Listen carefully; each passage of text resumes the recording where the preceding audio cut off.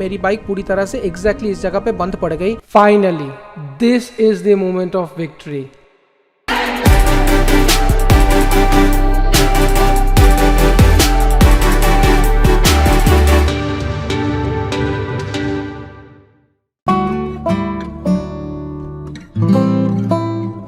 Good morning guys, good morning from Lachen. Hello my lovely people, this is Bikshan and you're watching Seno Rider Bix.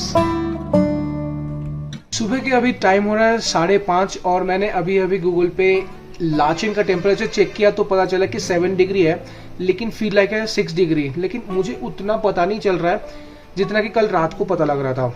जब मैं कल यहाँ पे पहुंचा शाम को तो टेम्परेचर ज़्यादा कुछ कम नहीं था, लेकिन जैसे ही बारिश हुई थोड़ी बहुत ज़्यादा ड्रास्टिकली डाउन हो गया टेम्परेचर और बहुत ठंड लग रही थी, बहुत ट्रस्ट में बहुत ठंड लग रही थी।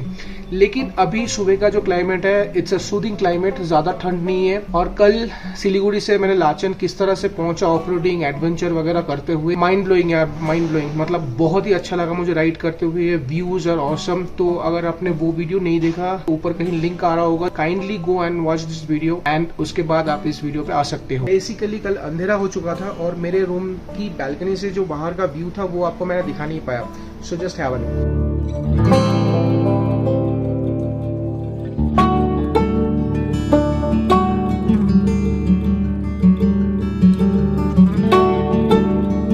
बैल्कनी से व्यू आपको कैसा लगा मुझे कमेंट करके नीचे जरूर बताना।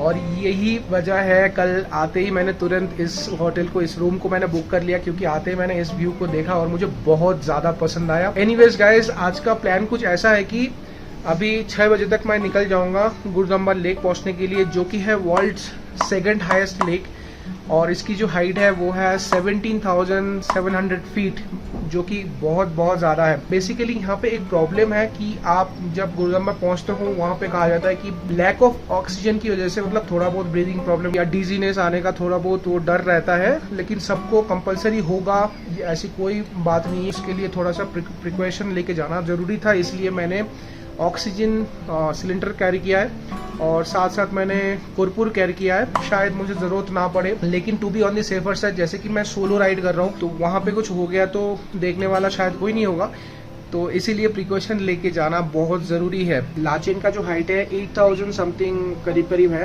गुरुदम्बर का हाइट है 70,700 फीट। यहाँ से गुरुदम्बर है 65 किलोमीटर, तो लगभग आप डबल हाइट पे आप चढ़ रहे हो ओनली विद इन 65 किलोमीटर्स के अंदर। तो इसलिए भी हो सकता है कि किसी को है ना ब्रीदिंग प्रॉब्लम हो जाता है ऑक्सीजन की कमी की वजह से।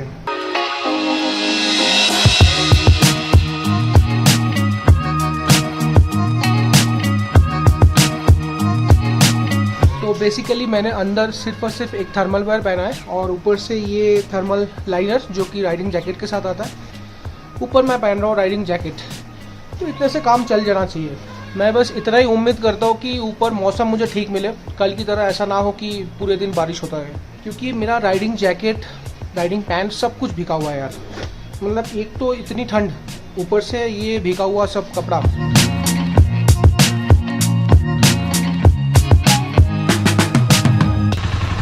और यही है वो ऑक्सीजन सिलेंडर जिसके बारे में मैं आपको बता रहा था। 6:30 बजे रूम से निकला था और अभी टाइम हो रहा है 7:30 और 1 घंटे के अंदर सिर्फ और सिर्फ मैंने 28 किलोमीटर चलाई है अपनी बाइक। और यहाँ पे मुझे रुकने में मजबूर कर दिया ये नेचर ने। यहाँ पे आप जैसा देख सकते हो, इट्स ऑसम मैन, ऑसम। पीछे पहाड़ों के ऊपर जो बादल छाए हुए हैं ना, इट्स लुकिंग रियली ऑसम। और इस तरफ है नदी, बहता हुआ नदी।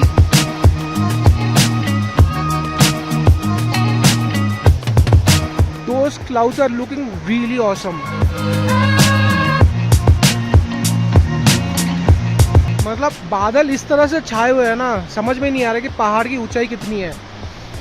और यहाँ के रोड्स देखो यार,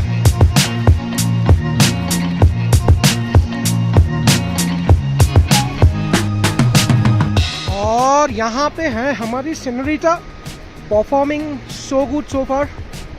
और ऊपर ये नज़ारा भाई साहब। अभी टाइम हो रहा है सुबह के 8:20 और 10 मिनट पहले हमारे आज के दिन का पहला चेक पोस्ट जो कि है थंगू चेक पोस्ट हमने क्रॉस कर लिया था। जहाँ पे हमें अपना व्हीकल परमिट दिखाना पड़ता है जो हमने मंगन से बनवाया था। लाचेन से थंगू चेकपोस्ट का डिस्टेंस है अप्रॉक्सीमेटली 35 किलोमीटर्स और चेकपोस्ट क्रॉस करते ही 3-4 किलोमीटर आने के बाद मुझे ये जगह दिख गई और बहुत देर तक मैं यहीं पे रुका रहा और पहाड़ों के व्यूज का मजा लेता रहा। फिर वहां से निकलकर मैं अपने ही धुन पे राइड करते हुए चारों ओर वादियों की खूबसूरती का मजा उठाते उठाते मैं पहुंच गया था एक ऐसी जगह पे जहां से गियागोंग चेकपोस्ट 12 किलोमीटर रह गया था, जो कि है हमारे आज के दिन का सेकंड और आखिरी चेकपोस्ट गुरुदम्बा लेक पहुंचने से पहले। अभी तक मुझे ऑक्सीजन की कोई भी कमी महसूस नहीं हो रही, लेकिन अंदर ही अंदर कहीं ना कहीं मैं हांफने लग गया और मेरी बाइक ने भी थोड़ा थोड़ा सा आवाज़ निकलना शुरू किया कि भाई मुझ पर रहम कर, क्योंकि यहाँ से पहले और यहाँ के बाद मुझे रोड के नाम पे तो कुछ भी नहीं दिखाई दे रहा।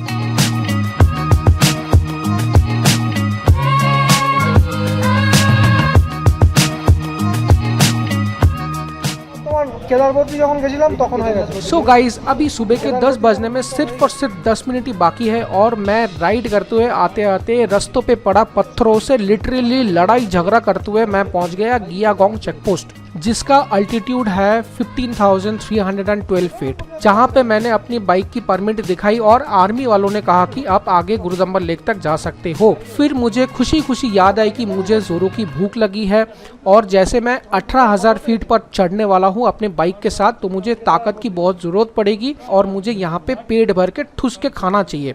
तो फिर इंतजार किस बात का, फटाफट मैं चला आया 15,000 फीट आर्मी वाला कैफे के अंदर और बिना सोचे समझे मैंने 200 रुपए पे करके 2 प्लेट मोमोज मंगवाए और यहाँ पे मेरी मुलाकात कुछ राइडर्स से हो गए। और आपको तो पता ही है राइडर्स जब मिलते हैं बातचीत होती है तो सिर्फ होती है राइड और बाइक की। तो उनसे बातचीत करते करते मैं अपना गरम गरम मोमोज का मजा उठाने लगा। बातचीत तो वैसे हो रही है लेकिन मेरा पूरा का पूरा ध्यान इन गरम गरम मोमोज पे ही है और होना भी चाहिए क्योंकि भूख जो इतनी लगी थी।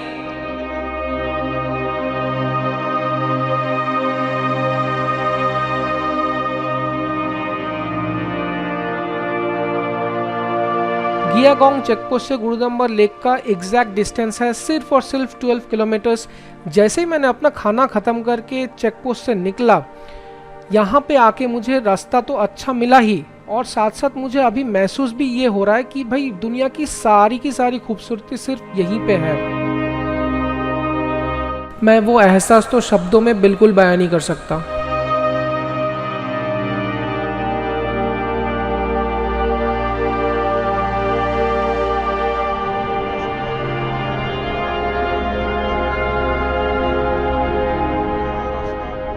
अब यहाँ से गुरुदम्बा लेक रह गया सिर्फ और सिर्फ 1 किलोमीटर। ये 1 किलोमीटर सुनने में तो बहुत आसान लगता है लेकिन है बहुत खतरनाक। गियागोंग चेकपोस्ट से निकल के पहला 11 किलोमीटर रास्ता मुझे बहुत ही खूबसूरत और अच्छा मिला, लेकिन जैसे मैं इस 1 किलोमीटर के रेडियस के अंदर आया मुझे दूर दूर तक कहीं भी रास्ते के नाम पे कुछ भी नहीं दिखाई दे रहा और एलिवेशन तो इतना ज्यादा है कि मैं क्या ही बोलूँ। पहले जब मैं एलिवेशन पे चढ़ना शुरू किया मुझे बिल्कुल भी समझ में नहीं आया, लेकिन जैसे मैं इस पॉइंट पे पहुंचा भाई मुझे समझ में आ गया कि यहाँ पे ऑक्सीजन की बहुत ज़्यादा कमी है और ऑक्सीजन की कमी और खतरनाक एलिवेशन की वजह से मेरी बाइक ने भी जवाब दे दिया कि भाई मुझसे नहीं होगा, मुझ पे रहम करो। और यहाँ पे बहुत ज़्यादा पावर लॉस होने की वजह से मेरी बाइक पूरी तरह से एग्जैक्टली इस जगह पे बंद पड़ गई। तो मैं बाइक को इस खतरनाक एलिवेशन पे खड़ी करके मैं दूर बैठे सोच रहा हूँ कि भाई थोड़ा सा ठंडा हो जाए फिर मैं बाइक को स्टार्ट करके फिर यहाँ से निकलूंगा। कैमरे में शायद समझ में नहीं आ रहा होगा लेकिन यहाँ पे एलिवेशन बहुत ज़्यादा है और बाइक काफ़ी ज़्यादा एलिवेशन पर खड़ी है। अब मुझे डर भी लग रहा है कि बाइक स्टार्ट होगी कि नहीं होगी, वो भी मुझे समझ में नहीं आ रहा था क्योंकि मेरी सेनोरिटा यानी कि एवेंजर्स आती है कार्बोरेटेड इंजन के साथ और मैं ये पहली बार इसे लेकर के इतनी ऊंचाई पे आया हूँ, इसीलिए मुझे अंदर ही अंदर कहीं डर तो लग रहा है। और यहाँ पे ऑक्सीजन की कमी और हवा इतनी ज़्यादा तेज़ चल रही है कि मैं ढंग से बातें भी नहीं कर पा रहा हूँ यहाँ पे। तो मैं ज़्यादा रिस्क नहीं लिया, थोड़ा सा रुक गया, सांस वास लूँ फिर निकलूँ। So this is the thing, so let's do it. Senorita, you can do it, I know.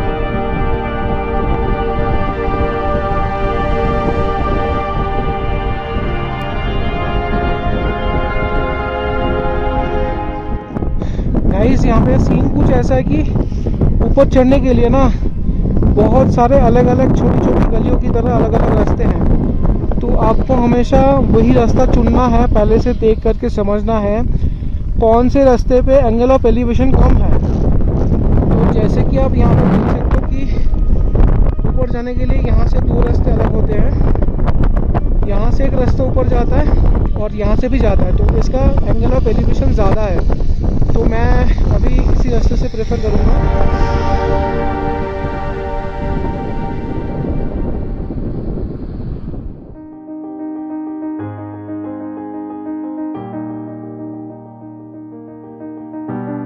Finally this is the moment of victory. मैंने ख्वाब तो देखा था कि अपनी बाइक लेके किसी ना किसी दिन मैं पहुंचूंगा दुनिया के सेकंड हाईएस्ट लेक गुरदोंगमा लेक पर, लेकिन सपनों में भी कभी सोचा नहीं था कि यहाँ पहुंचने के लिए मुझे इतने सारे एडवेंचर का सामना करना पड़ेगा। यहाँ अकेले मेरी 8 साल पुरानी एवेंजर यानी कि सेनोरिटा लेके पहुँचना मेरे लिए किसी जंग और अचीवमेंट से कम नहीं था, क्योंकि ज़िंदगी में पहली बार राइड करते हुए रास्ते में डीमोटिवेटेड होने के बावजूद भी मैं पहुंच गया 17,700 फीट की ऊंचाई पर स्थित लेक पर। लेकिन यहाँ पहुंचने के बाद, ये खूबसूरत नज़ारे देखने के बाद, रास्ते में आई सारी मुश्किलें और सारी मुसीबतें मेरे दिमाग से निकल गई और मुझे सिर्फ यही महसूस हो रहा था मैं किसी स्वर्ग पर पहुंच गया हूँ।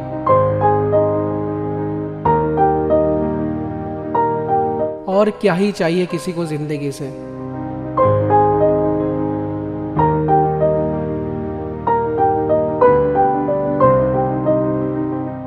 गाइस अभी टाइम हो रहा है दोपहर के एग्जैक्टली 3 और मैं जस्ट अभी 5 मिनट पहले लाचेन होटल पहुंचा। जब से मैंने थंगू चेक पोस्ट क्रॉस किया उसके बाद से बारिश ही बारिश पूरे रास्ते में। व्यू तो अब नेक्स्ट लेवल था।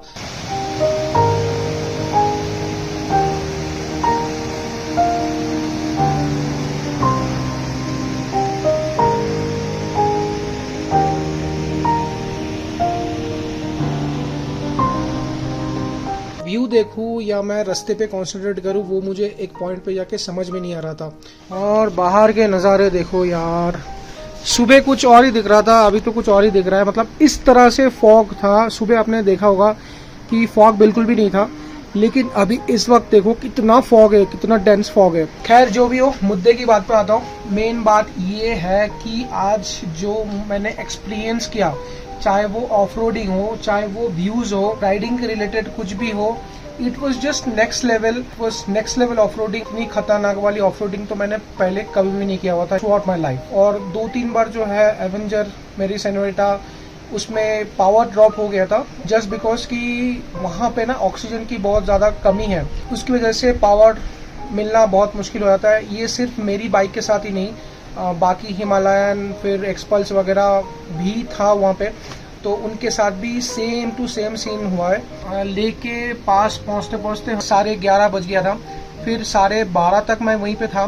तो जैसे जैसे टाइम बढ़ता गया वैसे वैसे वहाँ की जो हवाएं है वो ज़्यादा पतली हो रही थी और वो समझ में ही आ रहा था। हेड पे ना वो डिजीनेस हो रहा था, बहुत ज़्यादा डिजीनेस हो रहा था, सिर चकराना, फिर मतलब थोड़ा सा भारी लगना, तो वो सब सिम्टम्स मुझे आ रहे थे। तो मैंने कहा कि चलो यहाँ से मैं फटाफट निकलता हूँ, नहीं तो बाद में मुश्किल हो जाएगा। तो मैं सबसे अहम बात यहाँ यही कहना चाहूँगा कि ऐसा बिल्कुल भी नहीं है कि आप 12 बजे तक ही रह सकते हो, 1 बजे तक ही रह सकते, इतनी देर तक मर्जी आप उतनी देर तक रह सकते हो, उसमें कोई भी दिक्कत नहीं है, कोई आपको भगाने नहीं वाला। तो वहाँ पे जाके आप मैक्स टू मैक्स 15-20 मिनट आप रह सकते हो, उसके बाद मत रहो, क्योंकि उसके बाद आपका जो बॉडी का जो सिस्टम है वो अलग से बिहेव करना लगता है। और उस जगह पे मैंने 1 घंटे तक रुका हुआ था। मुझे पहले कुछ समझ में नहीं आ रहा था, मैं हंसी मजाक में ऐसे बैठा था, वैसे खेलकूद तो नहीं किया मैंने, ऐसे बैठे बैठे नज़ारे का मज़ा उठा रहा था।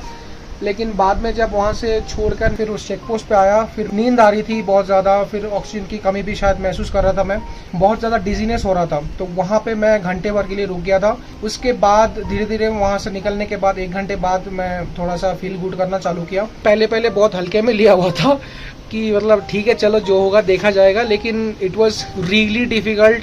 Seriously guys, it was next level adventures. आज तक मैंने इसी बाइक पे 20-20 स्टेट्स घूम चुका मैं, चाहे वो हिमाचल हो, उत्तराखंड हो, चाहे साउथ के कुछ भी हो।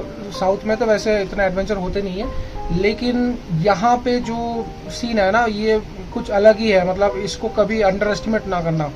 और वैसे आज जैसा मौसम है कल वैसा ही आपको मौसम वहाँ पे मिलेगा, ऐसी कोई भी बात नहीं है, ऐसा कोई भी गारंटी नहीं है, ठीक है ना। मौसम हर एक पल बदलता रहता है, तो उसके हिसाब से आप प्लान कर लेना और अपने आप को पहले समझ लेना, उसके बाद जो करना है कुछ भी करना। वैसे वहाँ पे जाके ना आप खेल कूद तो बिल्कुल मत करना, चिल्लाना भी नहीं, बहुत ज़्यादा ड्रेन्ड आउट हो जाओगे, एग्जॉस्टेड हो जाओगे। तो मेरे ख्याल से जाओ चुपचाप एंजॉय करो और वापस आ जाओ, यही है वहाँ का सीन। टोटल जो सीन है वो मैंने आपको बता दिया। सो मैं अभी लंच करूँगा, काफ़ी देर हो चुका है लंच करने को, तो लंच करूँगा। और मैं पहले तो सोच रहा था घर पे आके मैं रूम पे आके मैं सो जाऊँगा, बट सीन अभी थोड़ा सा ठीक ठाक मुझे लग रहा है, तो मैं यहाँ से निकल के अभी लाचुंग पहुँचूँगा। तो लाचुंग लगभग वही 3.5-4 घंटे का राइड है यहाँ से, तो यहाँ रुक के कोई फ़ायदा नहीं है। लाचेन में वैसे कुछ देखने लायक है भी नहीं, कल जो भी देखना था मैंने देख लिया। तो यहाँ से निकल के मैं सीधा जाऊँगा लाचुंग, और कल की कहानी बाद में देखा जाएगा। तो यही है अभी का सीन। तो that's all for today's video अच्छा लगे तो लाइक करो, शेयर करो, नए हो तो सब्सक्राइब करो, बगल में जो बेल आइकन है उसे भी दबा देना। और हाँ, इंस्टाग्राम पे ज़रूर फॉलो कर लेना, वहाँ पे मैं बाकी की वीडियोज़ और जो राइड के दौरान जो अपडेट्स होते हैं वो मैं वहीं पे देता रहता हूँ, तो इंस्टाग्राम पे फॉलो ज़रूर कर लेना। Thank you so much for watching this video. See you in the next video. Till then, ride safe, stay healthy. Bye bye.